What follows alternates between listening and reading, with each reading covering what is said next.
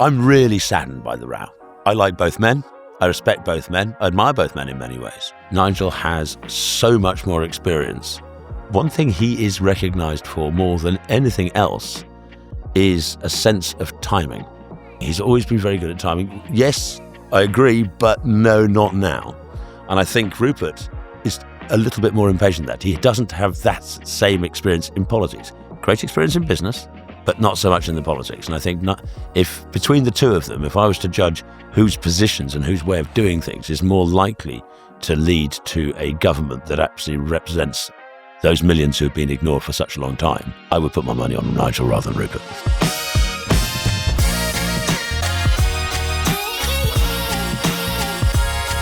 There we go. Right. Morning, Gawain. How are you? Good morning. Good morning. Not too bad. It's been a interesting few days in politics. A busy few days. I'm waiting for something disastrous to happen elsewhere to move the subject on.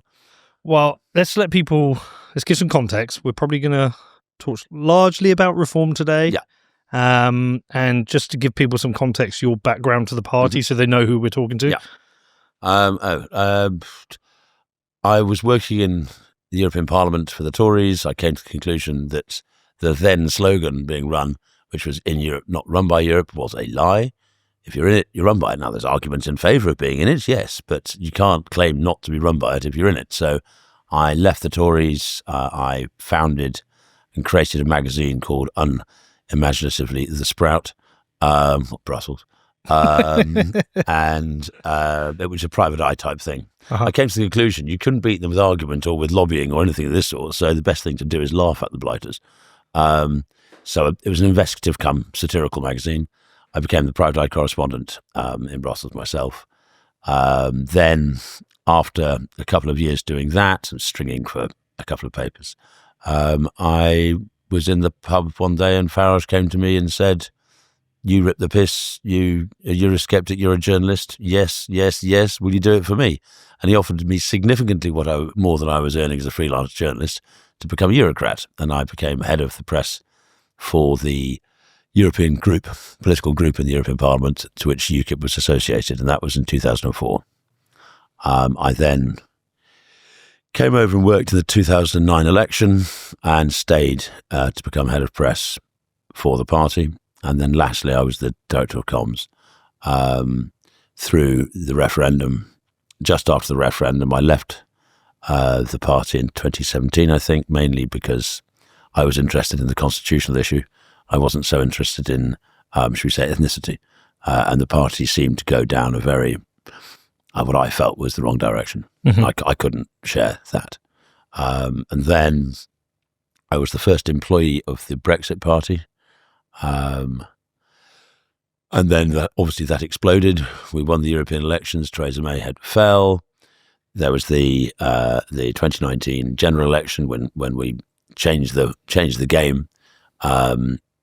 We made a big mistake in believing a word that Boris Johnson said. Hey, I mean, many people, like millions of people, have made that mistake before.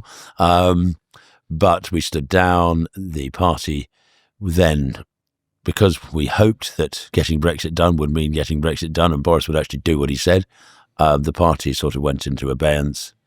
And other than a few people in Treasury paying off bills, almost everybody was made redundant just in time for COVID. And then Tice and Farage came to the conclusion that we needed to keep the party going along.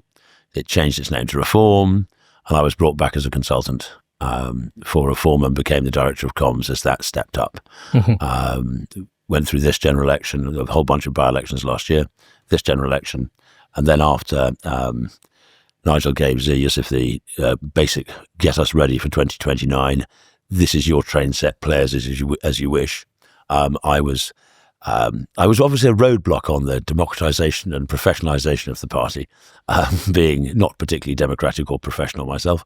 And I was surplus to requirements with how he wanted to set things going. And since then, I've been a commentator and various other bits and pieces. But you appear not to have been bitter. You stayed loyal to the party. Nobody has a job for life. I've done it for 20 years. But some people are. Some people are. Yeah. But to me, I've always been a cause loyalist, not a person loyalist. Okay. And I think the cause is far greater. One of Reagan's great quotes: "A man can achieve great things as long as they don't demand the credit." And I think a lot of people demand the credit without achieving great things. Interesting. Okay, so I'm going to try and stay as politically neutral Of course. today as possible. And I'll tell you the lie of the land as I see it, and the kind of vibe I've got, not only from making the show and speaking to lots of different people, but talking to friends and where I live out in Bedford. Real Bedford. Real Bedford. You know. No, I can just see the thing on the that's end of this. That's the football team we own. Yeah, we bought the local football club. Okay. And we renamed them Real Bedford, like Real Madrid, because Bedford is nothing like Madrid. Not very like Madrid.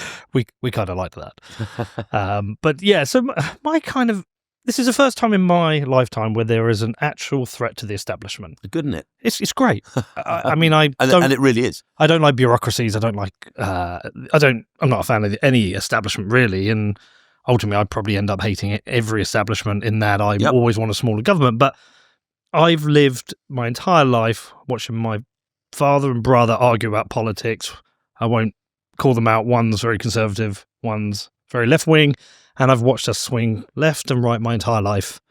And I've failed to see much that's got better, just a more bloated establishment. So we have the first threat to the establishment in our lifetime. Correct. In my lifetime, shall I say. Think it is, without doubt, it's an electoral threat to Labour. Yes. It is an existential threat to the Tories. Very true. And the feeling I get is that Conservative voters are disenfranchised. A lot were like me. I'm historically a Conservative voter, but didn't vote in the last election. Labour voters, I think a lot of them, there's a large group who couldn't vote Conservative again, so went to Labour. If they did vote, they've regretted that decision. I think there's Labour voters, traditional Labour voters, who don't know what that party's become. I think Conservatives under Kemi have got a better leader, but don't feel like she's going to bring the change that's required. And I was listening to an interview this week about Musk and Rogan, where they were talking about what's happening in America and what's required is a fundamental shift and change. Yeah. And I feel like that's where we're at the point in this country. It doesn't matter who's in charge. We've got no growth.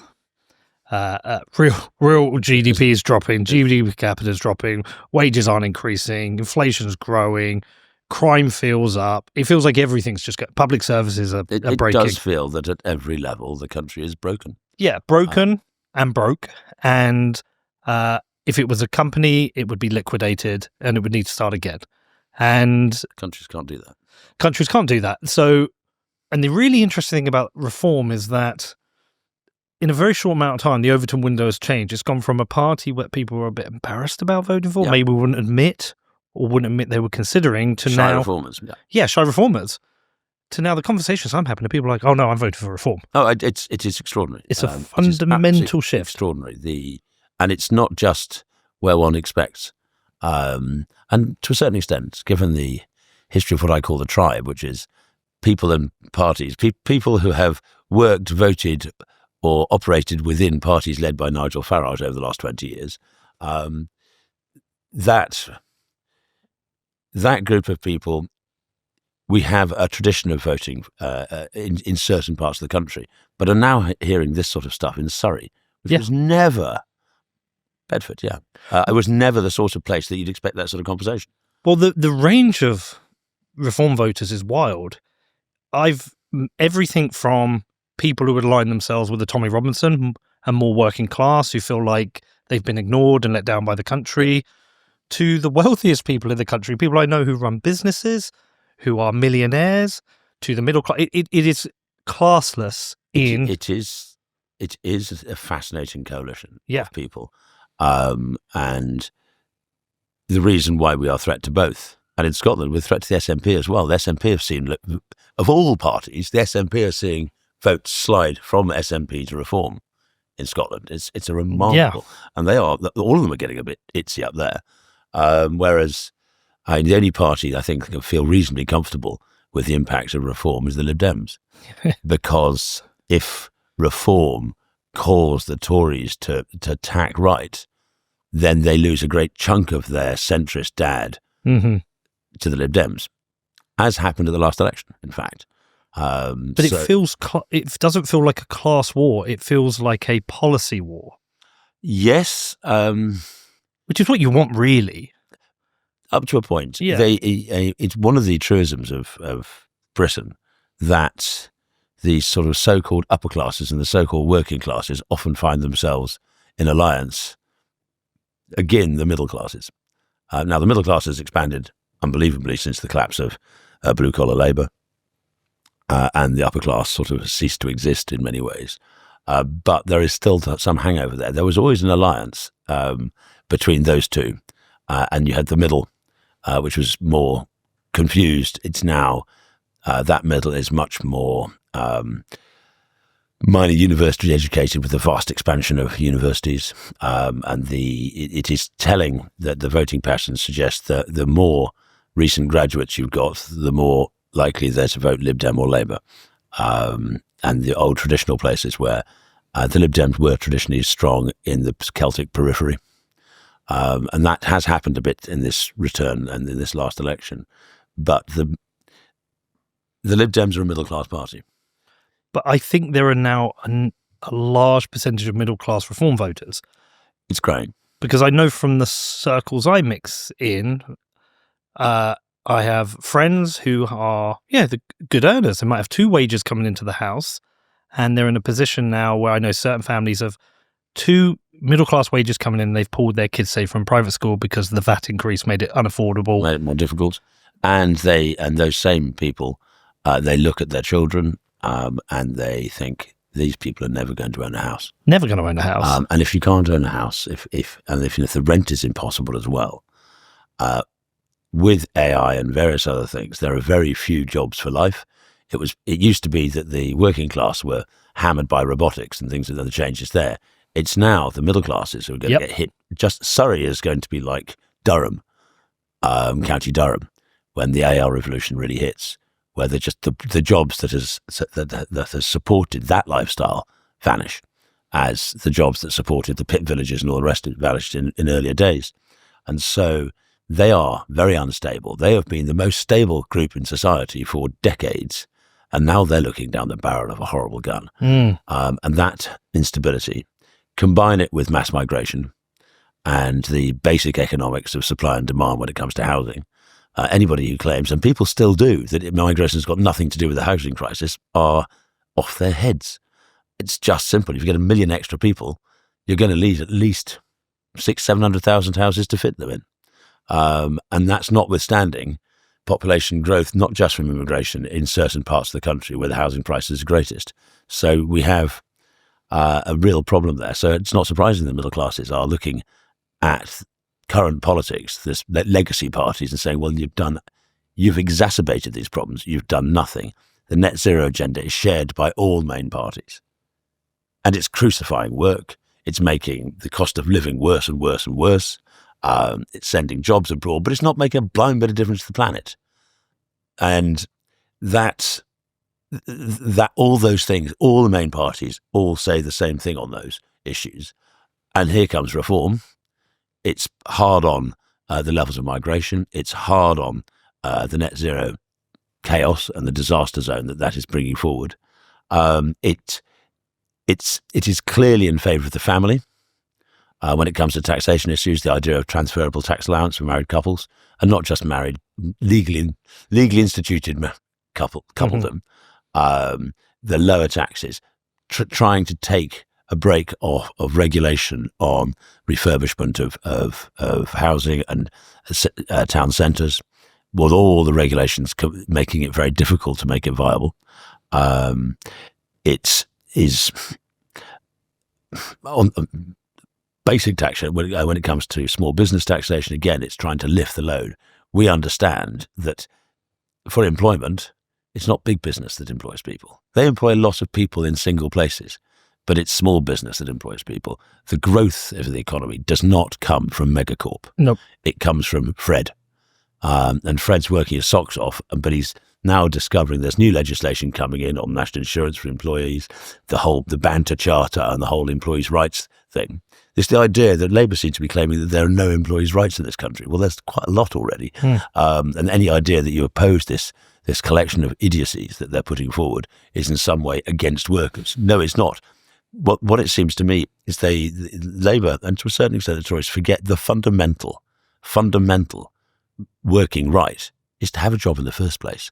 And if people aren't taking people on because, if small businesses aren't taking people on because they fear this great tidal wave of regulation coming down and cost, then it doesn't matter how many workers' rights I've got if I'm on the dole. Well, I tell you, as somebody employs people, the most stupid part of these employment rights is there are times where you want to get rid of somebody, whether it's because you can't afford it, because maybe your business is contracted, you don't need them because you got more efficient, or you really just want to get rid of them because they're rubbish. Well, that would be me.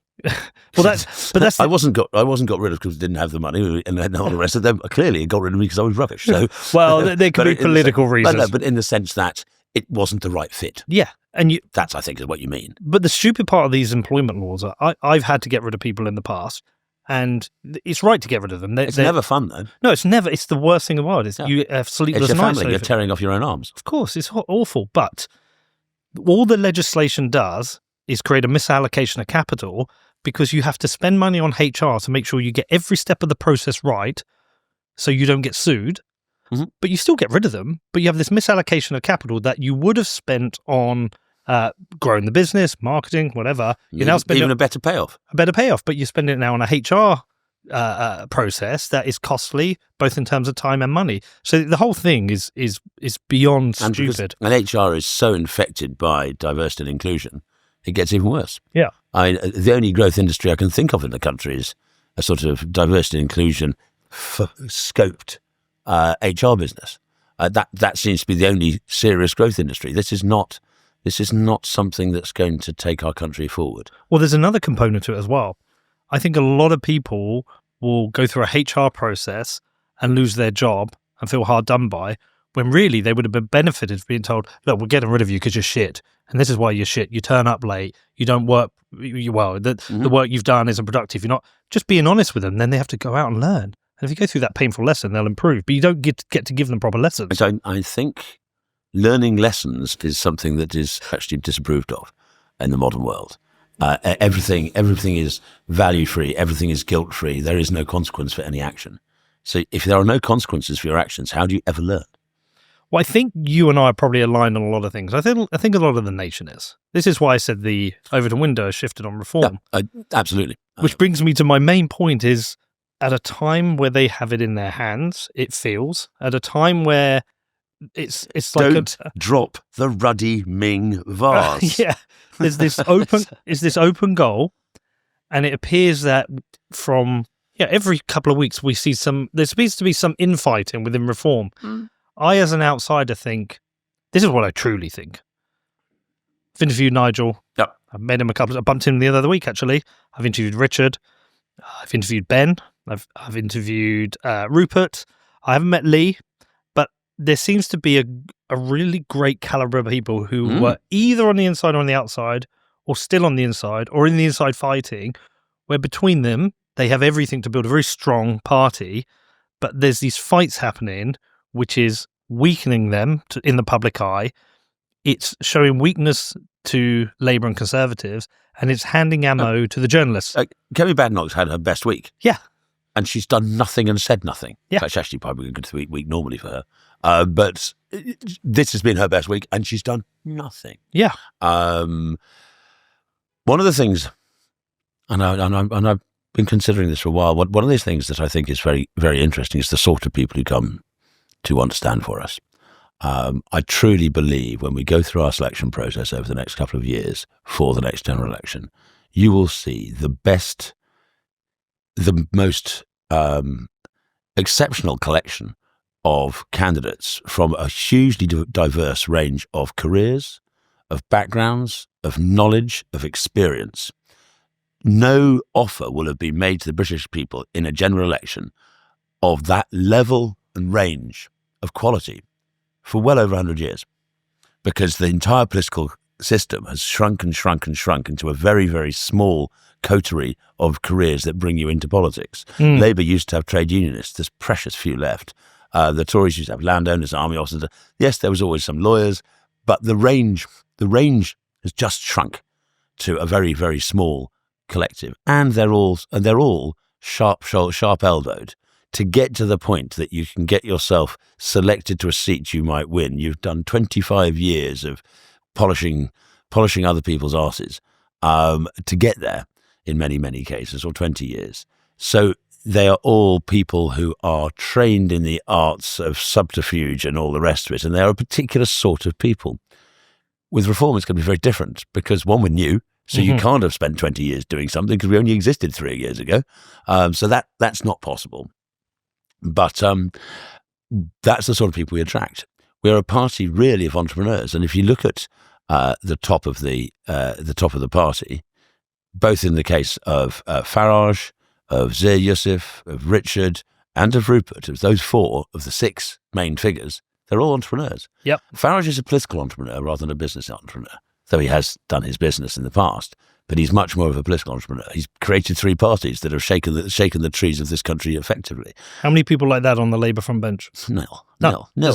Yeah, we've run through every single nil by mouth. Lawyers, some trade unionists, charity workers. Yes, but they're not trade unionists. They're professional trade unionists. Yes. It's when you go to the GMB and you say, "Has anybody here seen a boiler?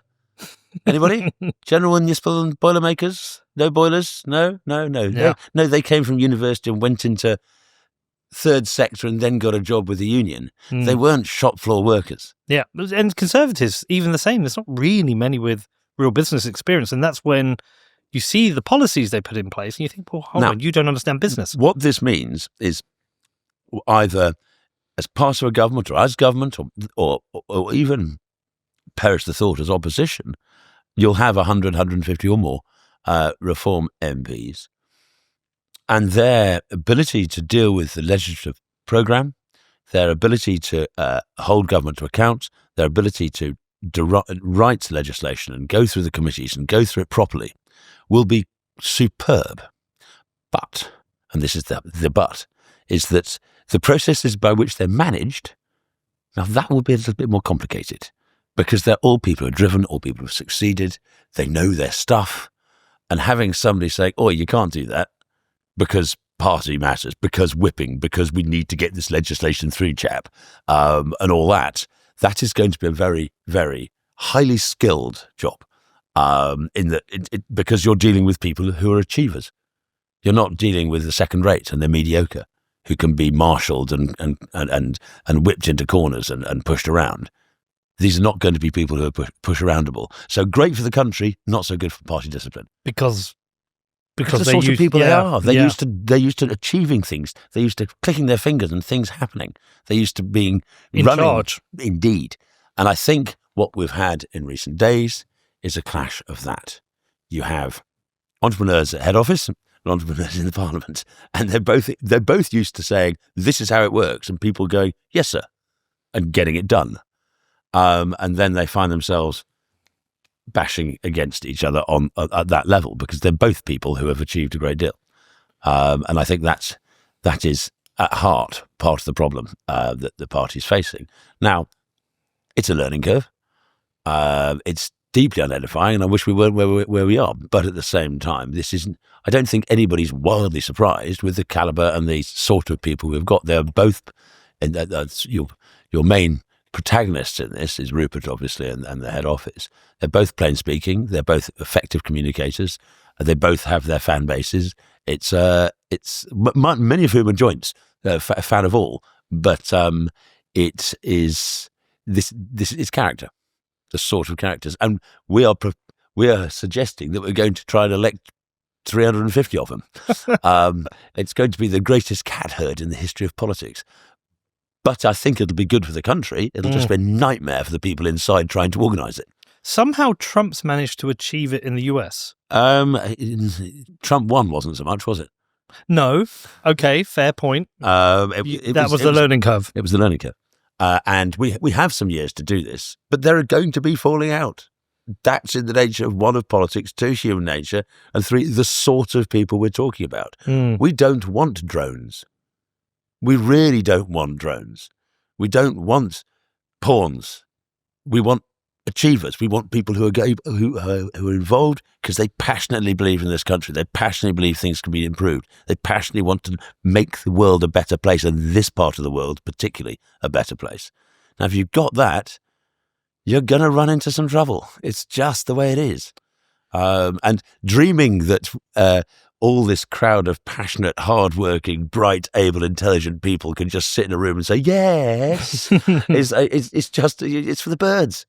Do you think the Rupert Farage situation is recoverable? The humble bee, a keystone species crucial to the survival of Earth's inhabitants. Here's how things would look if bees vanished. And here's how they'd look if humans vanished.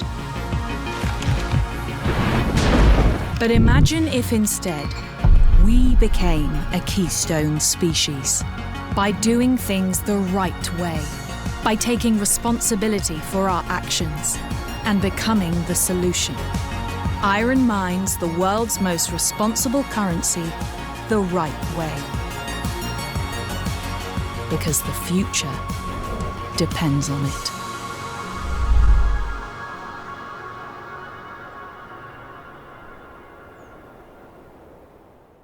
Possibly, but it's going to be difficult. Yeah, I don't think it's impossible, but I think it's unlikely. It's a great shame, but I do think that if one was a helicopter, and I am not, and one had the ability to sort of knock heads together, I think I'd be knocking Rupert's head harder than Nigel's, mainly because we're not in business. We're in politics. And Farage has so much more experience of the political entrepreneurialism than Rupert does. Rupert is frustrated. He's impatient. He desperately wants things to move now. It doesn't quite work like that. Why haven't we got a whole platform of policies for government? Because they don't just arrive. You've actually got to consider them and balance them against each other. And okay, so if you've got a health and social care bill legislation looking like that, what's that going to do to the education system? And can we afford that and that? And oh, by the way, can we double the size of our armed forces? Because we need to. Okay, so we're going to do that. What are we going to take? It's a puzzle. It's a puzzle. And you can't just say there should be. Yeah, you're right. There should be. And there will be. But it's not going to happen instantly. And a bit of patience is required. One thing, and I think the last 25 years of British politics and Farage's frontline existence in British politics, one thing he is recognised for more than anything else is a sense of timing. He gets timing and what is possible in politics. Rather than you may say, but boss X, and he'll go, yeah, Gawain, you're right, you're absolutely true. That is the case, but the country won't wear it. It might be true, but the country's not prepared for it. So why waste all political capital on an issue that the country is not yet ready to agree with? We didn't burn lots and lots of capital on net zero 10, 15 years ago on the anti-climate change stuff, or anti-climate change legislation stuff, even though we all agreed that it was going to be devastation to the country. But at that point, 90% of the people in the country were cheerleading for self-immolation. And there was just no point of tarring ourselves on a hill that the country would never follow. Now, though it's about 20% are opposed to what's going on, we feel, and I think reasonably, that in 4 years' time, with 4 more years of increased bills, 4 more years of jobs being exported, 4 more years of all the rubbish that comes along with it, and more farms being covered over with wind farms and solar arrays, that we think that 20% may change significantly. So Farage isn't at the front of waves. He's never really at the very front of waves. But as the wave curls, he's just behind the peak. He's ready. And he's ready to surf the wave in. And so he uses a wave that he's already seen. He's trained for surfing for a long time, but he doesn't lead. He's just behind the peak. If you're on the peak, you get crushed when the wave comes down. And his timing, he's always been very good at timing. Yes, I agree, but no, not now. And I think Rupert is a little bit more impatient than that. He doesn't have that same experience in politics. Great experience in business, but not so much in the politics. And I think if between the two of them, if I was to judge who's more likely to, and whose positions and whose way of doing things is more likely to lead to a government that actually represents those millions who have been ignored for such a long time, I would put my money on Nigel rather than Rupert. How hard is the job for Nigel? Very, very hard indeed. I don't think people realise how bloody difficult it is to create a political party. Because in recent generations, only one person's managed it twice, 3 times almost. I'd say twice, because to be fair, Richard Tice did an awful lot of the backbreaking work at the start for reform, and that was built on the Brexit Party. But the Brexit Party was a single issue. Reform is a political party. And so it's significant people who are involved in the Brexit Party have peeled off because they don't agree. That was all about democracy and respecting the referendum. That was the Brexit Party. So gloriously, I remember in Strasbourg, the week after we got elected to the European Parliament, we'd won the European election. I was in Strasbourg, and round a corner and long towards a corridor towards me were walking Claire Fox and Anne Widdecombe. One Maoist left, one sort of great hero of the Thatcherite right. But they both absolutely believed in democracy. And they could walk down that corridor as colleagues, arm in arm, for the Brexit Party, honourably, because they were both passionate believers in democracy. Now, as the party grows a series of policies on everything under the sun, some peel off. Anne stuck with it. Claire is in the House of Lords doing her stuff, but very much as an independent. She shares on the freedom of speech issues, on things of this sort. She shares our position, but there's many positions she doesn't share. And though political parties are coalitions, and they are, there comes a point where, yes, I agree with 30%, that means I can't actually support the party. Whereas if you agree with 60%, you can. Right. So, I mean, and the polls are super interesting. They keep growing in favour of reform. Well, there has been a knock in the last week. Yeah, of course, but I was expecting it to be worse. But it was down 2 today in YouGov. Yeah, and what maybe the Rupert Nigel situation isn't recoverable, but the poll position is, because there is still this demand for change. Without a doubt. As I said before, I'm really saddened by the row. I like both men. I respect both men. I admire both men in many ways. But these things happen. Yeah. They just do. And if you talk to the Tory party at present, Kemi's not had a good since November, since she became leader. She went to war with lunch. She's done all sorts of weird and wonderful things, and she seems to be brittle. She turns up late to events. She just doesn't seem to be prepared. She was in part elected because it was expected she'd be a storm at the dispatch box, and she has been defeated week after week after week by a frankly very dull Prime Minister, but he has the bettering of her every week. But in the Tory party, from what I understand, many Tory MPs have got their diary with a little red circle around a date in November when they're allowed to write letters to call for a head, because she has a whole year before they have they're allowed to have another leadership election. There's a lot of Tories out there saying that Kemi should be replaced. With Jenrick? Question is, can Jenrick win? It's not that he shouldn't be able to win, but since November and since the leadership election, where Jenrick didn't win, about, let's think, Reform have gained 180,000 members since then, of which, 30,000 are former Tories on the right, fed up with Kemi and fed up with the slide of the Tories. Are there enough right-of-centre Tory party members to win a one-on-one election? I think you're guaranteeing a centrist, because they've lost so many of the people who would have voted for Jenrick have joined Reform, and they can't vote anymore. And that's why it's existential for the Conservatives. This is why it's an existential threat. This isn't just a question of, can we take some of their votes? This is, do we remove their soul? And yes, is the answer. It's very interesting, because going back to the polls, I do think it's recoverable, but the polls are alluding to a position where Reform can win the next election, which I don't think at the end of the previous election everyone thought. I think everybody knows now. I have to say, when Zia first said that live... Here we go. What's this? What do we got here, Con?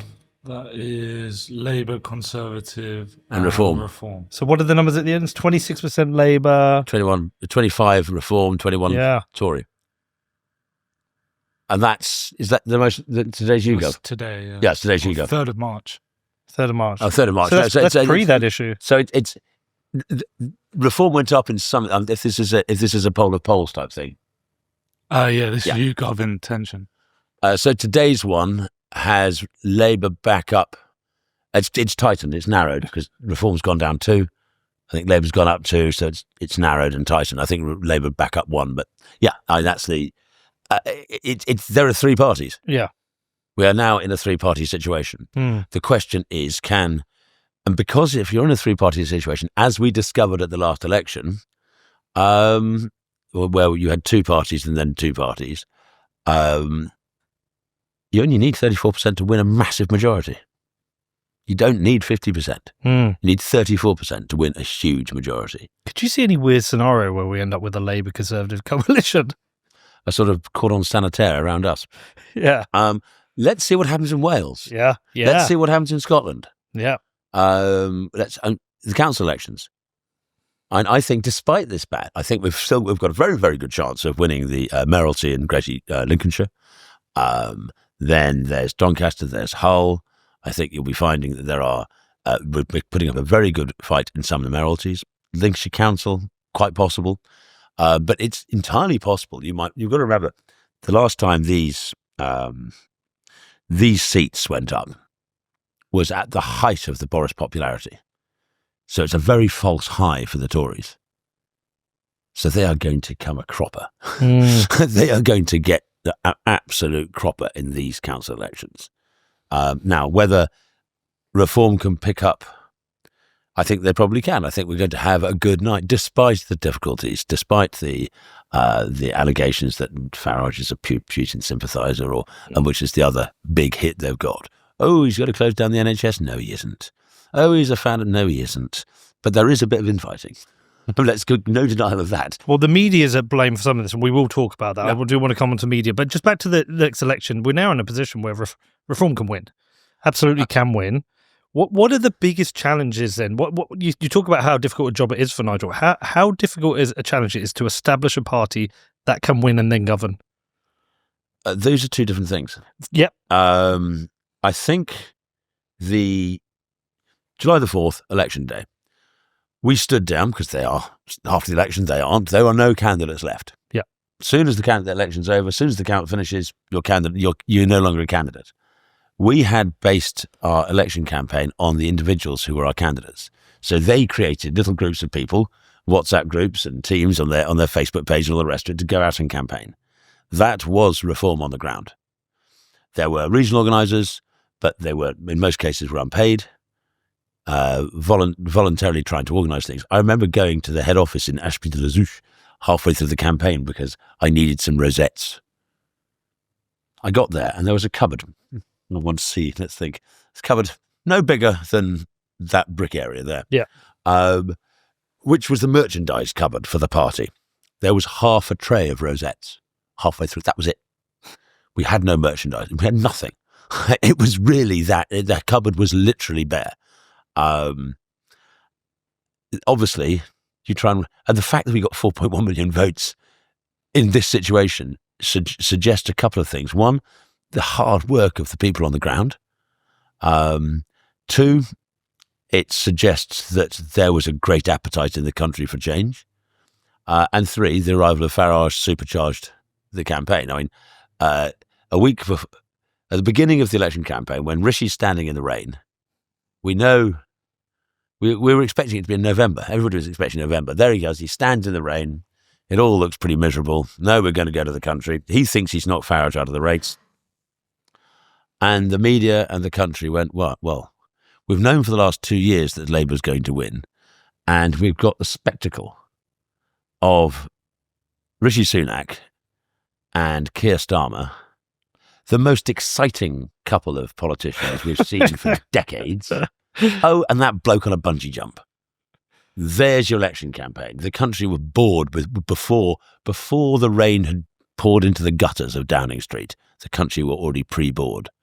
And the arrival of Farage lit the campaign up. It suddenly became interested. The press loved it. Hurrah, something to write about. And it made a magnificent difference. It made a huge difference to the election campaign, how it was covered, how it was perceived by the general public. It became interesting. The classic case in point, anybody who thinks that it was all the hard work of the people on the ground and the very small professional team that had existed before. I mean, last year I was head of director of comms. I was on 1,000 a month. That's it. That's the level of, one, I suppose, idiocy on my part, but commitment. I'll call it commitment. Yeah. But the fact this is the level of what was going on. This is how much we were paying people. It was peanuts. But when Farage arrived, some money did arrive, but you try and spend money effectively in a 5-week campaign. You can't order rosettes. You can't, they won't arrive. So a lot of it was spent on advertising, newspaper advertising, as a way to get out there.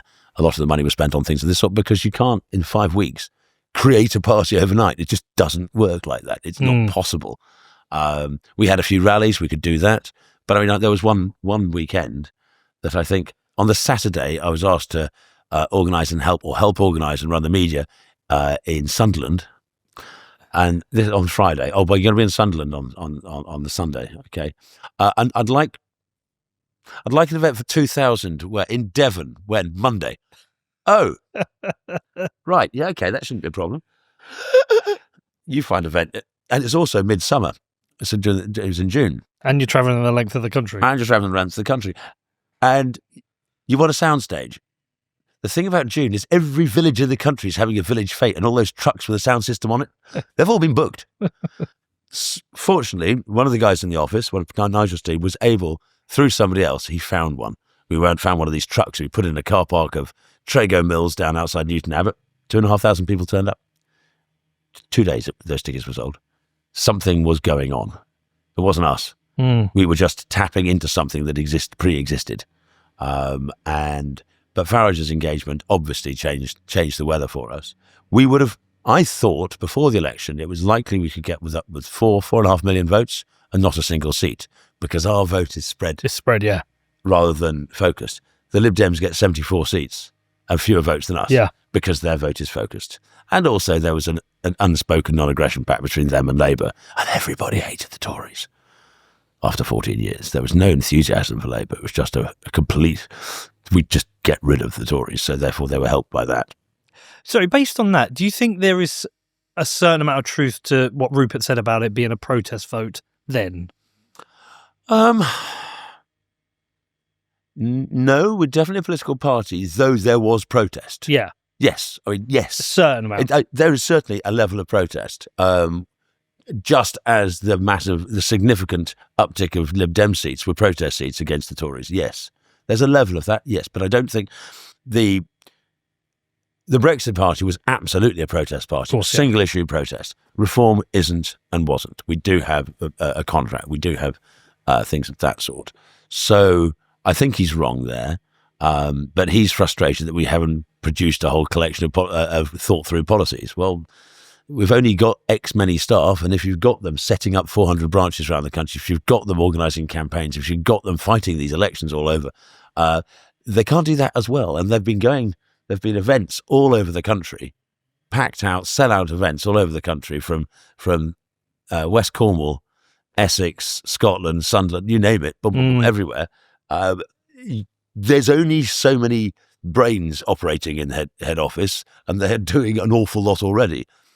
Farage, I have mentioned this previously rather than here, but I remember in September somebody coming to Nigel and saying, I've got these ideas for policies, and his attitude was like, go away, just go, work on them, come back to me March, April next year, but I'm just not going to look at policies until then. We've got so much more work to do now. And is that all the professionalisation, the democratisation? Yes, all that stuff, the Constitution, but also it's more the growth of a professional structure, paid staff operating in all parts of the country, building up the branches, setting up bank accounts for branches.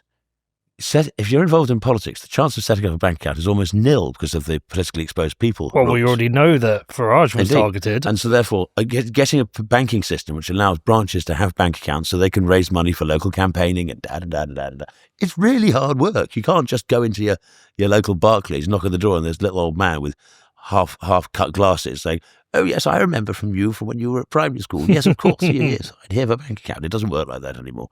It's really hard work. Setting up the back office, we are constantly having to check with cybersecurity because guess what? There are people out there who don't like us.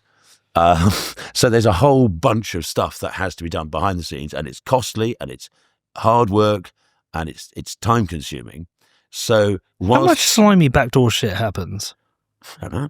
There are cyber attacks, yes. And remember, I've not been in head office since October, so I don't know exactly the new systems. I don't know.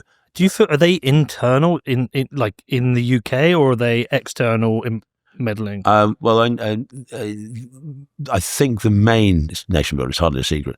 It's used by other parties. I think that is a US designed thing. I don't know where it's held, but I think a lot of you go bespoke.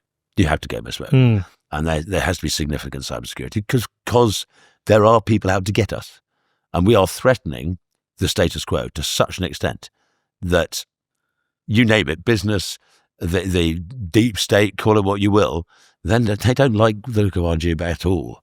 They would have us crushed. They're the same sort of people that put an awful lot of effort into defunding things like GB News and Stop Funding Hate and all these organisations. I suspect... Hope not hate. For example, but I suspect many of them will discover are funded by US aid. I guess, I would think. I mean, what is it you are a real threat to? What is it the real threat? What do we really threat? The complacent status quo that believes that national differences are in some way bad, that sees the free movement of people, capital across the world as the unalloyed good.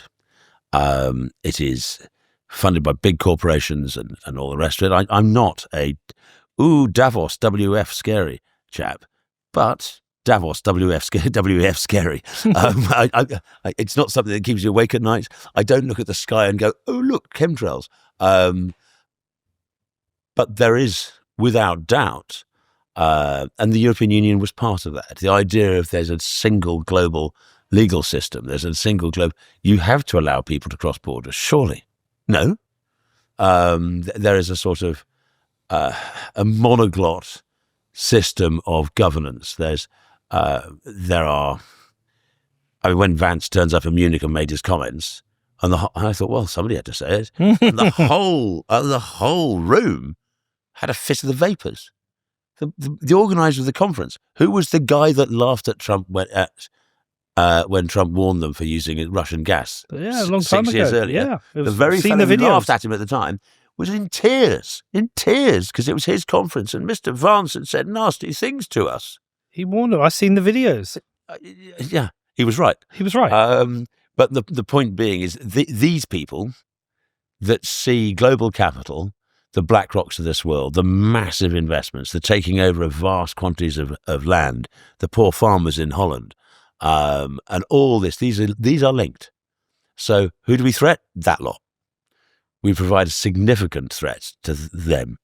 And things like the central banking digital currencies, the ability of the states to control your every aspect of life, these are terrifying. This is why I'm a Bitcoiner. Yeah, but they are terrifying because they remove agency from the individual to the state. Most people that I come across in politics, particularly those in power in politics, frankly think people are annoying. They're not good for themselves. They don't know what's good for them. We are experts. We are brilliant. We know exactly what should happen. And people are ciphers to be moved around a page. And that's not who we are. That's not what the common law does. The slowly overturning of the common law under the European system was a dreadful thing for liberty, for freedom, for our way of being. The concept of an Englishman's home is his castle, the concept of a freeborn Englishman. These were phrases that existed hundreds of years before democracy. The concept of a freeborn Englishman does not require a vote. It requires something about ourselves and our culture. And these are difficult. They are awkward. They are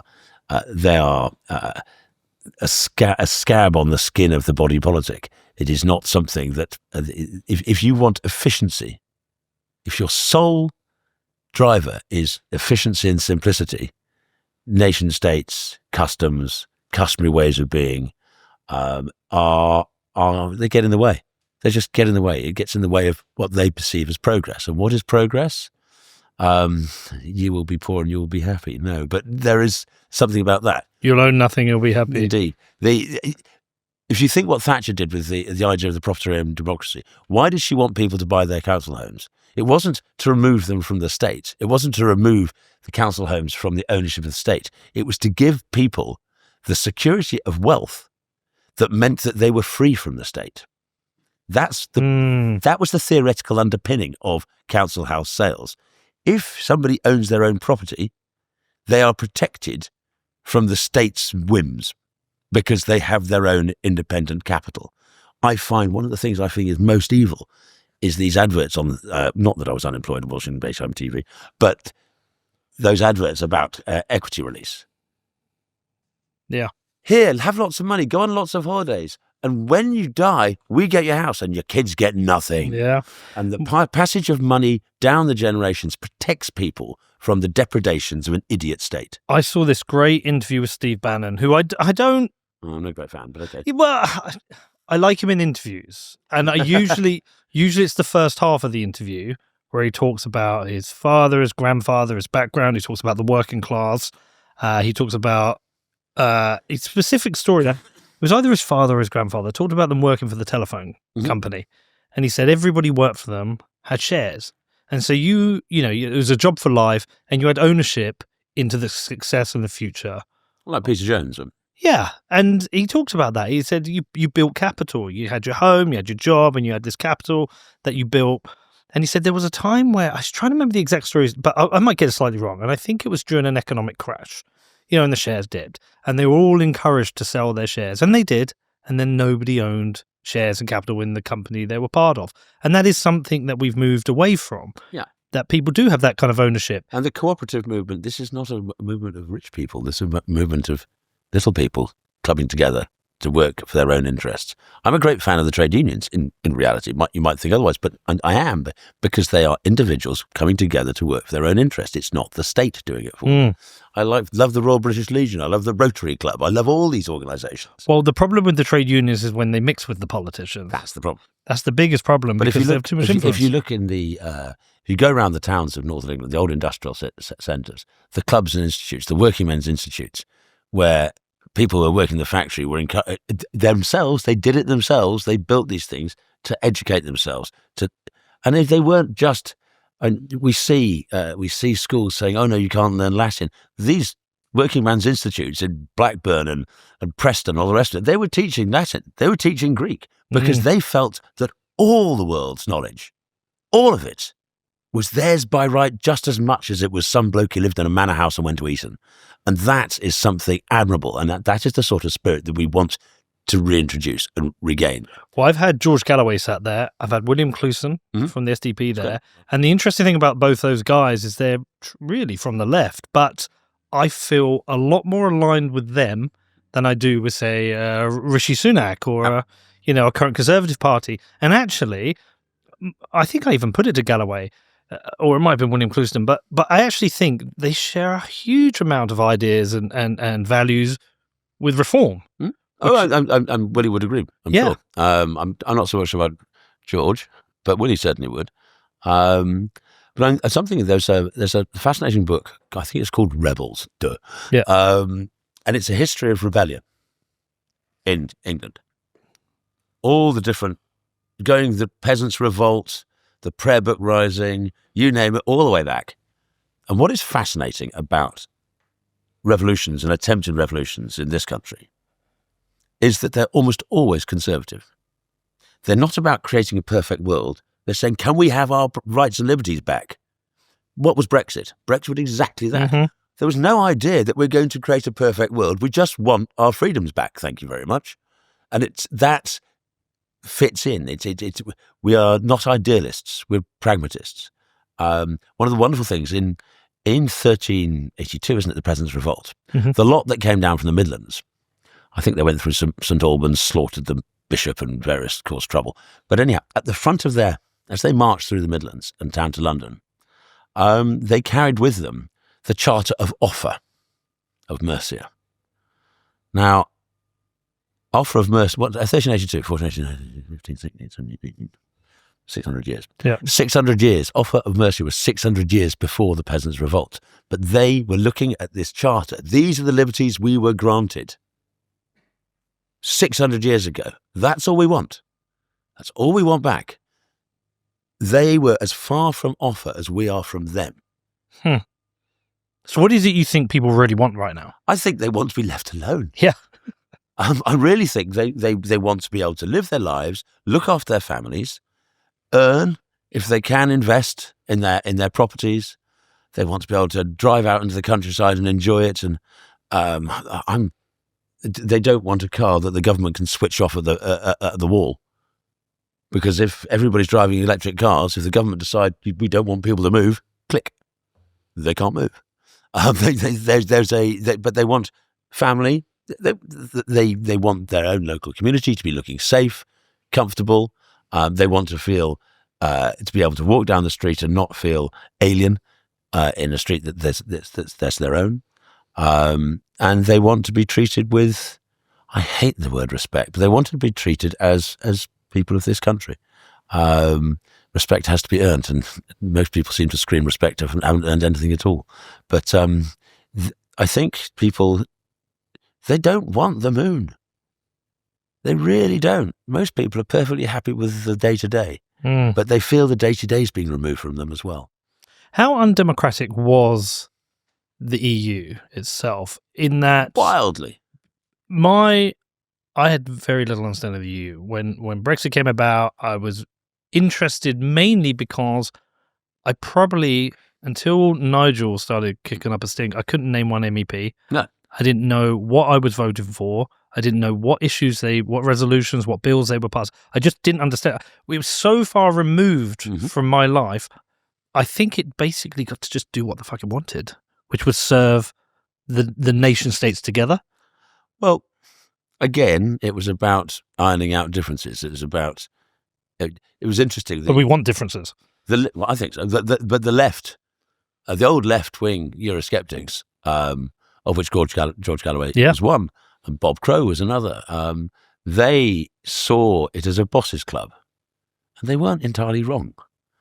Regulation is excellent for big business because they can mop it up inside their systems. It's appalling for startups. Mm-hmm.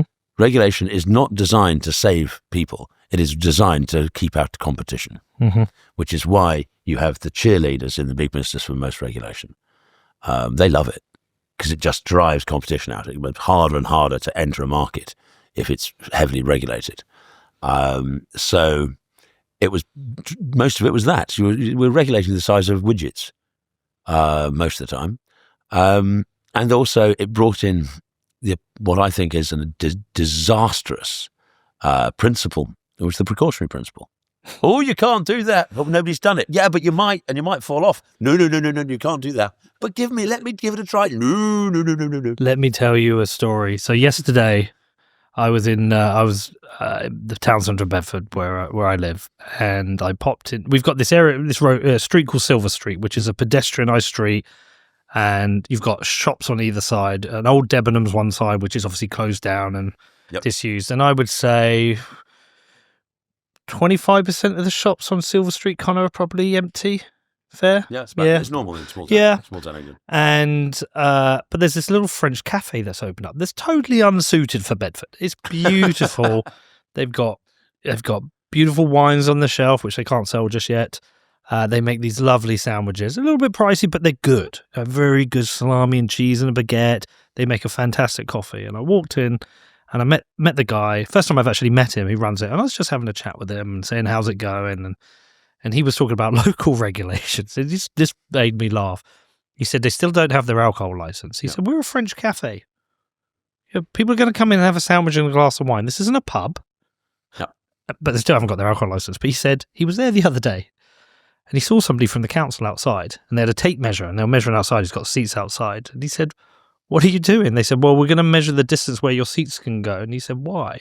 And she said, well, there may be, say, a pregnant mother walking who's not used to chairs being there and she's not looking and she might bump into the chairs and fall over.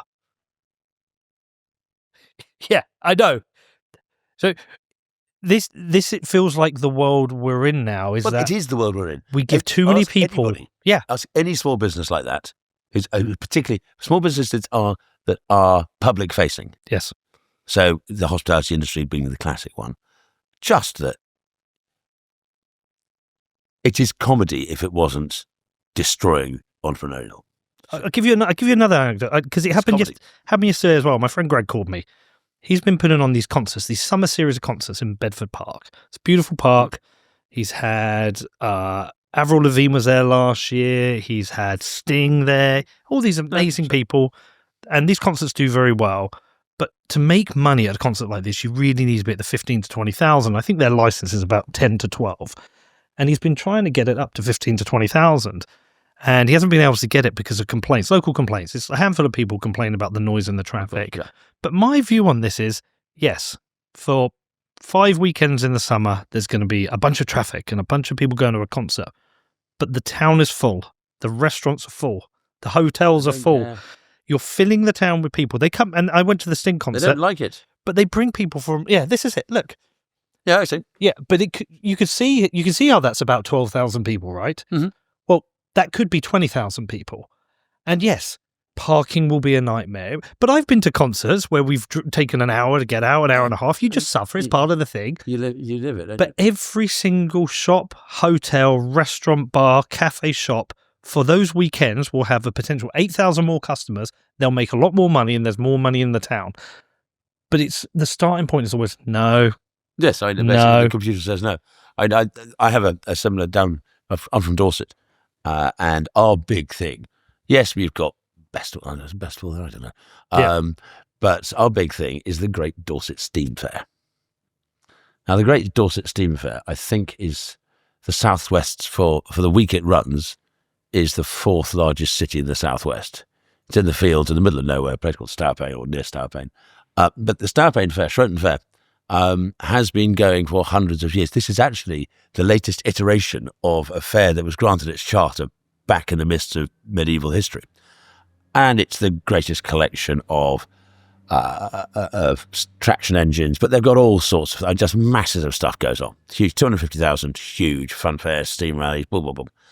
It's also where many of the English Romany go to strut their stuff to find, because they all congregate there. It's almost like it's like a sort of 19th century promenade where the young beaux and lasses come up dressed to the nines and show off to each other. It's great. But last couple of years, I read recently it was going to be closed down. Insurance, millions of pounds worth of insurance just to have it. Now, this is a fair that's been going on hundreds of years. Why does it cost? What's the millions? Because there you go, massive. Look at that, absolutely massive. Yep, and see, well, that was cancelled because of COVID. It came back, and it's been cancelled again now. But it is wonderful. Nothing like it in the world. Nothing like it in the world. And it's just been going for hundreds of years, and now I don't think it'll ever come back. And it's not because 250,000 people don't want to turn up there. They do.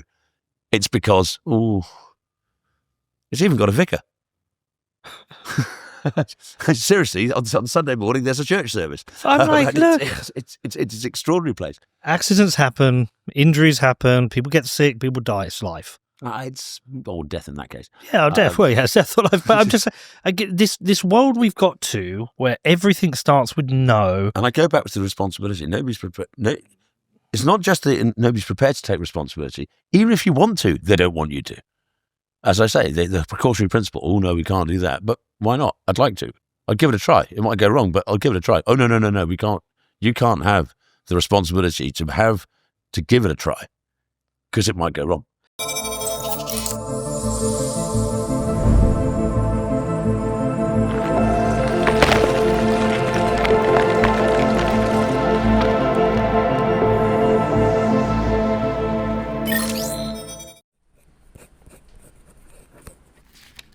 Very important that you don't lose this, okay? This is your inheritance through Bitcoin.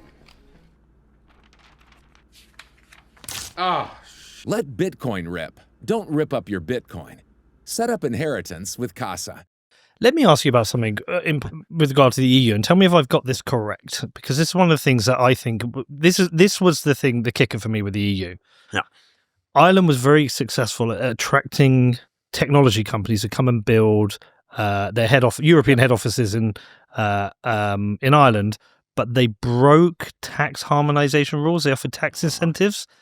And the problem with that is that they across the EU they didn't want different countries to compete on corporation tax. correct.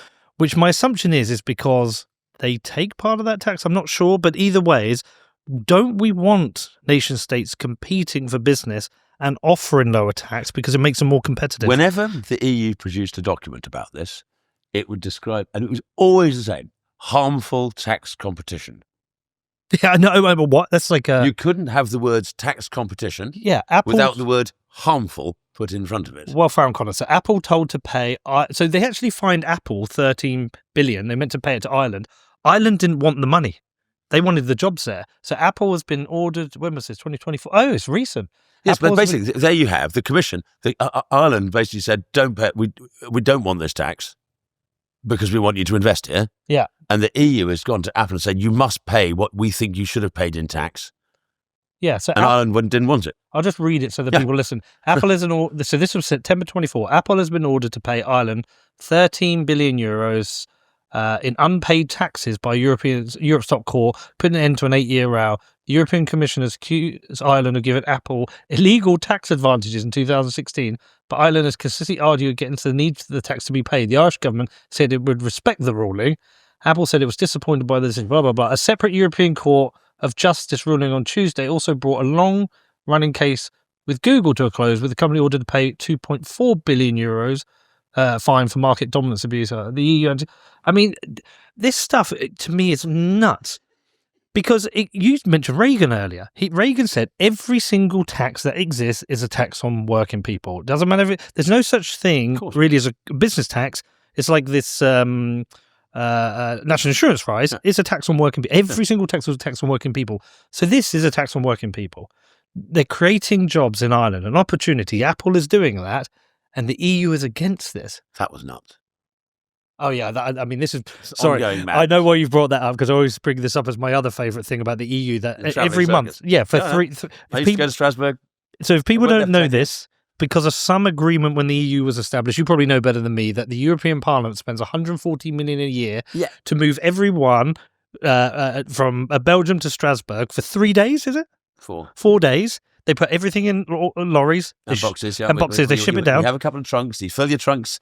It gets there, sends it off, and then on Monday, there they are outside your office on Monday. Which isn't just a misallocation of capital, it's a misallocation of time and resources. It's mad. It's mad. Absolutely mad. So these are the two things that make me think the EU is just an absolute nuts waste of time. If there have been attempts to reform that, but the treaty says no. The treaty says no. What we're lucky, what you don't know, is there's another European Parliament building in Luxembourg, but they decided not to use that one as well. Because it could have been a third one. Oh yeah, it's built. You've got the chamber there, but fortunately they've stopped using that. When you were there, how mad was it? Nuts. Okay. Now it was great in some ways. Okay. Because it was fun. Okay. I'm not going to deny it was fun. It was quite fun going to Strasbourg, and we had a great night out because it was like you were working, but it was like you were always staying at hotels. In Brussels, I had a home. In Strasbourg, you're always staying at hotels, so there's something. It's much more like a holiday. I've had business trips. Bunch of friends, you go on a business trip for 4 days, but you go to the same place, so you get to know the restaurants, you get to know the bars. You're not cooking at home. You have to go out because you don't have a kitchen. So when you get to Strasbourg, everybody's going out every evening because they don't live there. And so therefore it becomes it's quite fun. I'm not going to pretend otherwise. It's crackers. It shouldn't be the case, but I'm not going to say that I didn't enjoy going to Strasbourg. I did. Is there anything that you did you think actually that was good? It's like that other question. I asked this other question to people at the moment. I go, yeah, when we get to start talking about politics and I'm very, I'm a small government guy, and they talk about defending government and politics. I always say, just name me something over the last 20 years that's got better because of government. And they're just like you now. They're like, no, I think in its original instance, the idea that you bring, it was the Ireland Steel and Coal Agreement, the idea that you bring certain countries together so that they can't go to war with each other. You make you tie things up in knots to stop going to war after the horrors of the Second World War. Mm-hmm. Yes, that wasn't a bad idea, but that was quite a long time ago. There may well be some regulations that we would pass anyhow. We don't need them to be passed by Europe, but we would have passed them anyhow. So a Clean Air Act and things of this sort. And there are things that they weren't bad, but we could have passed them in our part. We're quite capable of passing this legislation without needing it to be done by our friends on the continent. So is everything it's done wrong? No. But did it need to do it at all? Different question.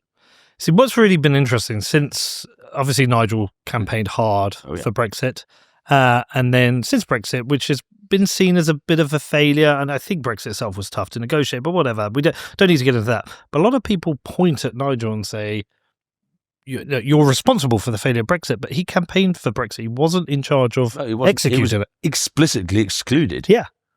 Because there were suggestions he should be involved. No, then the Conservative Party explicitly excluded him. Biggest mistake the Tory Party ever made. Yeah. 2016, should have given him a peerage. If you'd given Farage a peerage, as he probably deserved, given what he'd done to achieve Brexit, even if you don't approve of Brexit, you've got to recognise the sheer work that he'd put in to make it happen. And there's plenty of people in the House of Lords that you do wonder whether they've ever done anything worthwhile. There's no doubt that he had. If they'd given him a peerage in 2016, which they didn't out of spite, he couldn't have created the Brexit Party. He couldn't have created reform. Can you imagine him doing it from the House of Lords? Yeah, it's bad enough having Sir Keir Starmer, but sort of the Lord Farage going out to Clacton and standing on his stump and doing his stuff, it wouldn't work, would it? So if they had done the right thing, which was given a peerage in 2016, and he'd have accepted it then, because, fair enough, the country says, you've done something and I have, then he couldn't have done the Brexit Party. He couldn't have done reform. So, yeah, that was a big, big, big mistake. What do you think of Ofcom? I would like to get all these para-government organisations, put them in a large pot and float them out to sea. Mm-hmm. I think they're pointless, irrelevant. The Sentencing Council has just turned around to the government and said, don't care. Oh, is this the two-tier? We're going to have two-tier justice. Yeah, two-tier justice. Because the Tories said we could, and now you're saying we can't. Well, we can, because you've given us the power to tell you to sod off. No, the whole lot of that para-governmental state has to be torn up and thrown away. Isn't that weird, the Sentencing Council put that out there? Expecting, well, actually, they kind of have got a pass. I mean, a few people kicked up a fuss when it came out. Well, now, hold on. The Tories' Justice Minister, the Minister responsible for sentencing, applauded it, said well done a couple of years ago when it came out, and said well done. And it's finally come through the final iteration, come to government. Genrick stands up and goes, ooh, it's dreadful. It's actually you guys that did it, by the way, but hey, but you're right, it is dreadful. The Minister, Mahmood, stands up and said, this is dreadful. And the Sentencing Council turned around and said, sod off. You've given us the authority. We're going to do what the hell we want.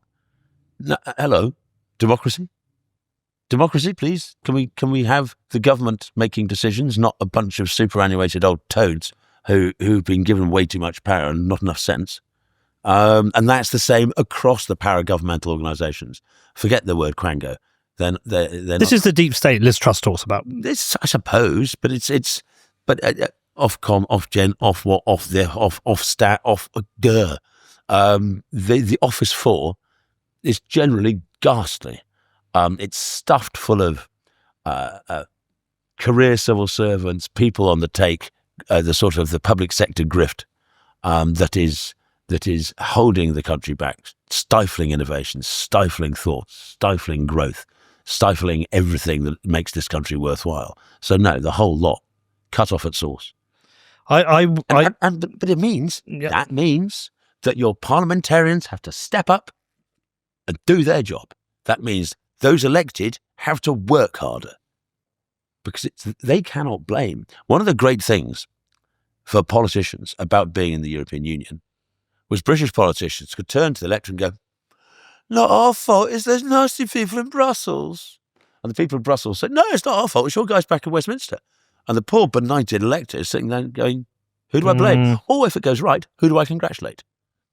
And getting rid of Brussels has meant that we blame and congratulate the people who are responsible, the people we've elected, which means that we're responsible. Actually, it is our fault. We get the government we vote for. And if we vote for a shower, then expect to get wet. But that quasi-state, if the minister responsible for sentencing cannot change the sentencing guidelines, what's going on? How does the electorate do anything? How can the electorate say, I want this to change? Because if democracy doesn't do it, what can? Well, the media haven't done a good enough job. The traditional media. This has been done in part with their cheerleading. Think of, I don't care if you're a lockdown skeptic or not, but think of lockdown. The media were cheering for stronger, harder, faster, louder, worse. Lock everybody in their homes, nail their doors shut. Anybody who suggested anything, they should be barred. You have people on the box, Piers Morgan saying they should be locked up. Was it him? But the media became worse than the politicians. Cheerleading for autocracy, which is very strange. So yeah, it is no surprise that they miss a lot. Also, I mean, the fact is that as people's information, where they get their information from, changes, the media organisations have stripped. If you talk to journalists, you'll find that the news budget for the Times has just been cut again. But it's all right. Sport isn't losing any, and nor is fashion. And it's circuses, isn't it? It's bread and circuses. The local newspapers have been stripped. You're down to 2, 3, 4 journalists per newspaper. They don't have time to go to the courts and follow the small corruption cases that's going on in the local council. They just don't have the bodies. They don't have the people. So therefore, we, the people, are left ignorant as what's going on in our name. But it's opened up. Look, we're 3 people. We can do this. And so therefore, you now have increasing numbers. So the news is no longer coming from the legacy media, the mainstream media. It still has a place. I think it does still have a place. There is a comprehension of certain sort of, I thought, values, but it is increasing and rightly challenged by a more modern, probably quicker witted, less hidebound, unregulated, but and so on and so on and so forth. I do worry they'll come after us. Oh, they will. Ofcom will try and regulate us. Of course they will, because they don't like your grit. They've got a nice shiny surface, and your grit. God, could you imagine if Ofcom tried to regulate us? But you and many other and many people like you. Yeah. Some of the YouTubers and all the rest of it, I know, but I think that they will try. I think they'll find it very hard. They will certainly try, and the online harms bill can be used to bend into you and things of this sort. That's the start of it. Oh yeah. There is without doubt a move from big government to push in. You've got the EU regulation, online regulations that have forced Apple to do whatever they're doing. The government is now demanding the back end of your phone to be open to them. Privacy is being questioned, and we go back to the central banking digital currencies and facial recognition technology and Palantir, and oh boy, we are actually living in some dystopian horror show, and it's going to get worse. It's becoming the panopticon. Yeah, the panopticon state. Yeah. And that's what and it is. It is. We are the most filmed people on earth, aren't we? More than China? Even more than China. Wow. Yeah, it is crackers. There's CC. We just walk down the street. How many times you filmed? Oh, but it's for your safety. It is. Really? No. Because have you noticed how there's so far fewer crimes, far less violence, far less people getting done over. And I tell you what, if it wasn't for those cameras, hold on, it doesn't make a blind bit of difference. Doesn't make a blind bit of difference. The preponderance of all this surveillance does not make a jot of difference. We are seeing crime go through the roof. Well, it doesn't stop crime. It helps when there is some crime. It certainly it helps. It helps identify criminals at times. Yes, when they can be asked to bother. Oh, I'm sorry. We're too busy. Well, that is another problem. A massive problem. And whether one likes it or not, and it's an uncomfortable fact and truth, mass migration is a significant part of that. I don't know if you saw the report that came out yesterday. I did. I saw Matt Goodwin. Yes, he tweeted it. He tweeted the 4 charts of who's responsible for crime. Utterly terrible. Yeah, my only thing on that, the question I have, and this isn't a defense of it at all, but I wonder if that's the case in every country you go to, that immigrants are more likely to cause crime. Yeah, the guy Rob Bates, who's been pushing it and working on this, he's had to FOI the Justice Department. This, that, da. We used to collate these figures until around about 2016. Our department. And we stopped. Yeah. Denmark, here we go. Just so people know what we're talking about. Look at this chart. This is why politicians state don't want to share the data with you. They accuse you of misinformation while hiding information like this. It's only when they're forced to release it do we get to see the reality. So which nationalities commit the most crime overall? So this is from 21 to 23 per 10,000. Hold on, per 10,000 population of criminals. That's the 10,000. That's 10,000 crimes, right? No. Per 10,000 people, how many commit? There are 4,000 crimes if you're Albanian. There's a reason for the Albanian. Hold on, it looks like that number adds up to 10,000. No.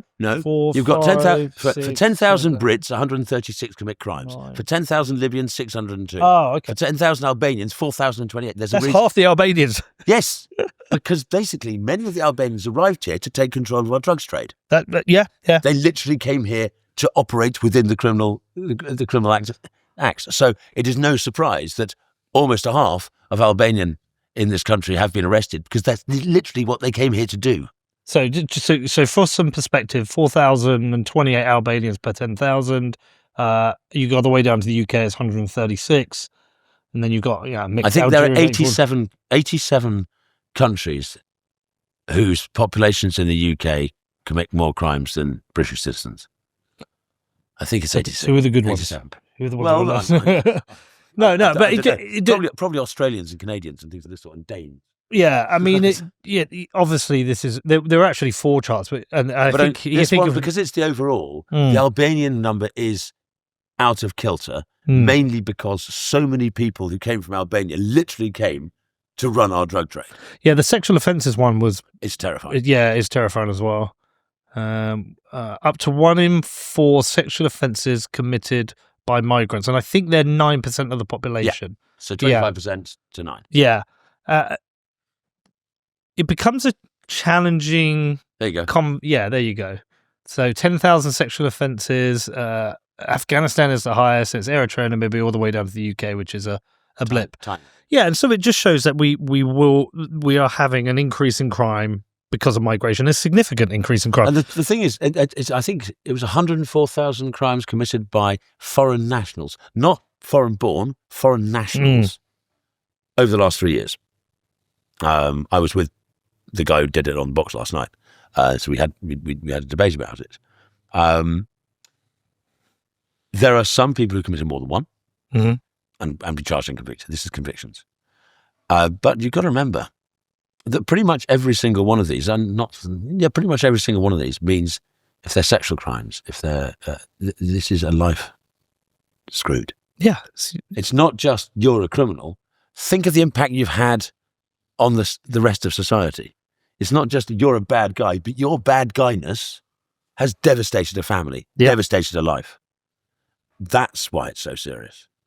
I personally, and this is something, and going back to what we were talking earlier, Rupert wants to deport all illegal migrants, and this idea that Nigel doesn't. Well, we certainly want to deport anybody who's committed a crime. If you're a foreign national, you committed a crime, don't care, out. Well, ECHR will stop you. Well, this is part of the problem. Yeah. And the Tories are shilly-shallying about that. Labour aren't going to get rid of it. We are. Why do you think look, there are people I could put this conversation in, I could send this segment, and they're going to be very uncomfortable about this bit. They're not going to want to have the conversation. They're not going to want to admit that there is a significant rise in sexual crimes for percentage from people from who are foreign nationals or migrants who've come in. They don't want to have this conversation. They want to avoid it. What is the problem with just saying, look, these are the numbers, let's deal with this? Because people want the world to be fluffy and nice. They want it to be great and lovely, and everybody gets along kumbaya bloody are. But it isn't. And it's a bit like the Trump business. Trump is just going, right, forget the last 30 years of foreign policy by cuddle and by virtue signalling tweet. What matters is power and money. What matters is facts. Remember, don't bring me opinions, bring me facts, from Thatcher. What matters is facts. Facts aren't racist. They just aren't. That sort of statistic is not a racist statistic. It's just how it is. Do you know, it's making me think of the AI stuff now. So I was listening to this, I'd mentioned before, this Musk interview with Rogan, and they were talking about AI, and the reason he created Grok. And the reason he created Grok is because a lot of the AIs are woke. They've got woke models. Oh, God. And he said the thing about Grok is, he said, it will tell you the truth even if it's uncomfortable. It will tell you the truth even if it's uncomfortable. There are people fact-checking Musk with Grok. It doesn't benefit Musk, but he allows it out there because he wants he wants the truth. And I think the one that really showed up, the dodgy AI, was, show me a picture of a Viking and a black woman turns up. Yeah, well, this is what they talked about. I don't know. I haven't seen this. The founding fathers. He said it was a diverse black woman. And, yeah, but then they played it against them. They said they'll show me a Nazi SS soldier, and they came black as well. Yeah. And that opened it all up. But I think this is the world that I'm accepting we're going into. Is that we've got to forget all this nonsense for the last 2 decades. This bullshit. We've got to get real. Yeah. And I think, again, going back to the purpose of me being in this room, I think people are looking to reform to be that corrective. Yes. It doesn't mean that it's going to be nice. It's not going to be as cuddly as we'd like it to be. We all want to be nice. Of course we do. But I'm somebody, and it's quite interesting. It's something I've always believed, that one has concentric circles of care. And Vance touched on it. And Reform's 3-word slogan, we've got to have a 3-word slogan, but Reform's 3-word slogan also touched it. And do you remember, though, after Vance made some comment about this, about the idea that one cares for your closest, and then and he had the fight with Rory Stewart. What I called the concentric circles of care. I care for my family, my friends, my town. You probably care about Bedford. Yeah. My county, and then England, and then the UK, and then it sort of drops off a bit. I wish nobody any ill, any harm whatsoever. The rest of the world, I have no. Okay, the French. But apart from the French, I have no animus against anybody whatsoever. I don't really have an animus against them. But, Agincourt. But the idea, and then Rory Stewart said this is rubbish. So, Rory, you've got a child. Do you care more about that child or somebody from Ulaanbaatar? If they're both starving, who do you give the cake to? Of course he gives it to his own child. He has to. Of course he does. And to pretend that one has a big enough heart to love the whole world, you're lying to yourself and to the rest of the world. It's just not true. It's not how human nature works. And so I think the reform sort of family, community, country strikes an absolute chord with very ordinary people who have no, as I say, have no wish to do anybody any harm. They have no desire to make life miserable for anybody. But they are going to care about those they care about. And that is normal, and that is good. And there is nothing wrong with it whatsoever. And I think being able to feel that way, giving people the permission to feel that way and say, by the way, this isn't actually selfish. You're not bad for loving your family. You're not bad for loving your community or your country. This is not a bad thing. It's actually a good thing.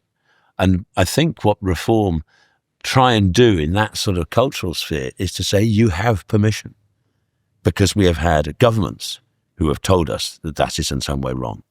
The teaching of our history, telling us that we're ghastly. Oh, can we have lots of right-wing young white men to go and join the army, please? We've got a war to fight, but we've told them they're ghastly, and actually we lock them up if they say the wrong thing. How are we ever going to defend ourselves if we don't believe we're worth defending? And that is a massive problem going forward.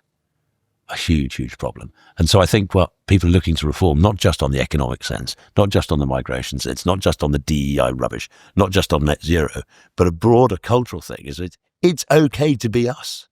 It's quite good, actually. The old sort of Cecil Rhodes, what is it? You've won first prize in the lottery of life to be born English. That feeling is, yeah, this is a good place. I like it. I like its history. I like the way it's come up with interesting things like the language and the common law system and all the rest of it. This is a beneficial place. It's a good place to be. It's a good place to live. We just need a bit of a reset. Indeed. And as I say, the conservative revolution, small c, it is not about trying to legislate people better. It doesn't work. You cannot write a law and people morally get better. Doesn't work. So what you do is you build a world around what we are like, and we're actually okay. Most of us, most of the time. And if we're not, we can laugh at them. Gawain, thank you so much. That's all right. This was very useful to hear. I think people listening will have really enjoyed it, and I hope they go and follow you and check out your work and read your writing. And yeah, fascinating. It'll be interesting to see how the next week or so plays out, and then hopefully everyone gets back to business. Thank you everyone for listening. See you soon.